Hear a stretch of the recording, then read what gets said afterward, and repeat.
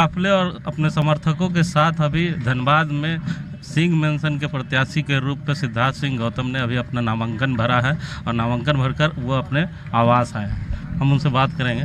Sir, आज पहला सीढ़ी आपने चढ़ लिया, क्योंकि जब शुरू हुआ था तो कई सवाल हम लोगों ने भी बोकारो में आपसे पूछा था कि जो शहर में एक माहौल था कि बैठ जाएंगे, नॉमिनेशन नहीं करेंगे, लेकिन लगता है कि मुझे नहीं समझ में आ रहा था कि लोगों ने इसे इतना बड़ा मुद्दा क्यों बनाया हुआ था।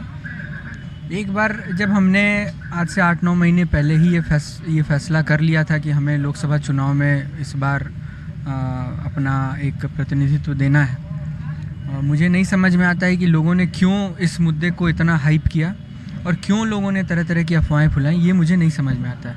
हाँ, हालांकि हम जब इसकी गहराई में जाते हैं तो हमें ये समझ में आता है कि अफवाहें जो लोग फैला रहे थे या फैला रहे हैं, अब तो मुझे नहीं पता कि आज के बाद से अब नई कौन सी अफवाह चलेगी, लेकिन मैं इतना आपको बता दूं कि कहीं ना कहीं मेरे चुनाव लड़ने से जो दिग्गज राजनेता हैं या बड़ी बड़ी पार्टियां हैं, कहीं ना कहीं उनके होश और नींद दोनों उड़ी हुई हैं, और इसीलिए मुझे लगता है कि जनता को कंफ्यूज करने का जो एक आप षड्यंत्र कह सकते हैं जो लोगों ने किया, क्योंकि आज तक तो लोगों ने कुछ किया नहीं है सिवाय जनता को ठगने के और कंफ्यूज करने के।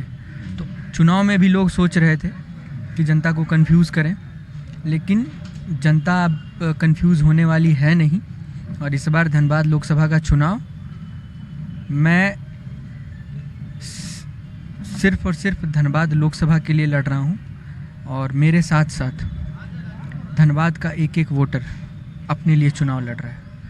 अच्छा सर, आप लगातार कह रहे थे कि पूरा परिवार का साथ है, लेकिन आज जो घटनाक्रम हुआ उसके बाद तरह तरह की चर्चाएं, आज से फिर नई चर्चाएं शुरू हो गई कि सिद्धार्थ गौतम को खुद परिवार का साथ नहीं मिल पा रहा है। आपकी भाभी आज भाजपा ज्वाइन कर ली।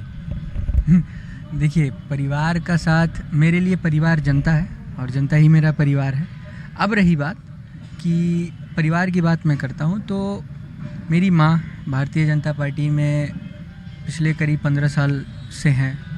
भाई हमारे 5-6 साल पहले उन्होंने सदस्यता ली थी और वो पार्टी के विधायक हैं। हमारी माँ 2 बार विधायक रह चुकी हैं। तो हमारे भाई के और हमारी माँ के पार्टी में रहते हुए, उसके विधायक रहते हुए मैंने ये घोषणा की थी कि मैं चुनाव लड़ूंगा।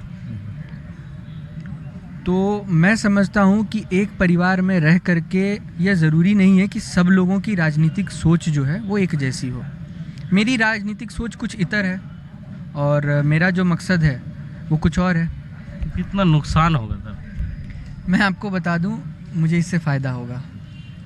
मुझे कहीं से कोई नुकसान नहीं होने जा रहा है।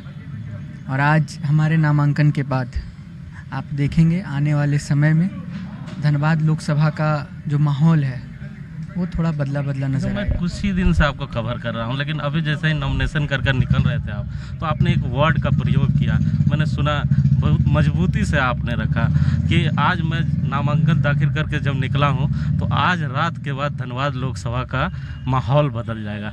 तो क्या करने जा रहे हैं जिससे बदलेगा? नहीं, मैं कुछ नहीं करने जा रहा हूँ। ये चुनाव मैं जनता के लिए लड़ रहा हूँ और मेरे साथ जनता लड़ रही है।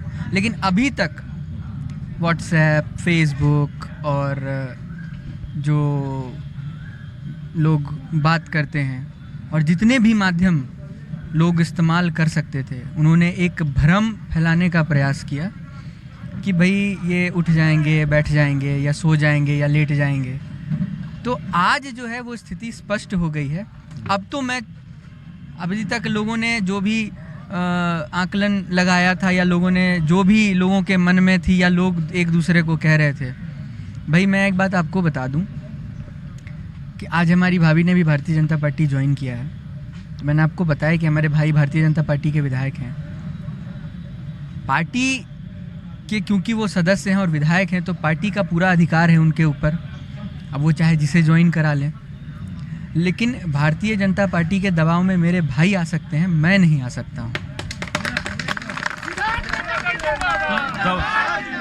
अब झारखंड में दबाव की राजनीति सिंह मेंसर नहीं झेलेगा, ये कहना है साहब सिद्धार्थ सिंह गौतम का कि अब दबाव की राजनीति हम लोग नहीं करेंगे। आने वाला वक्त बताएगा कि राजनीति किस ओर करवट लेगी।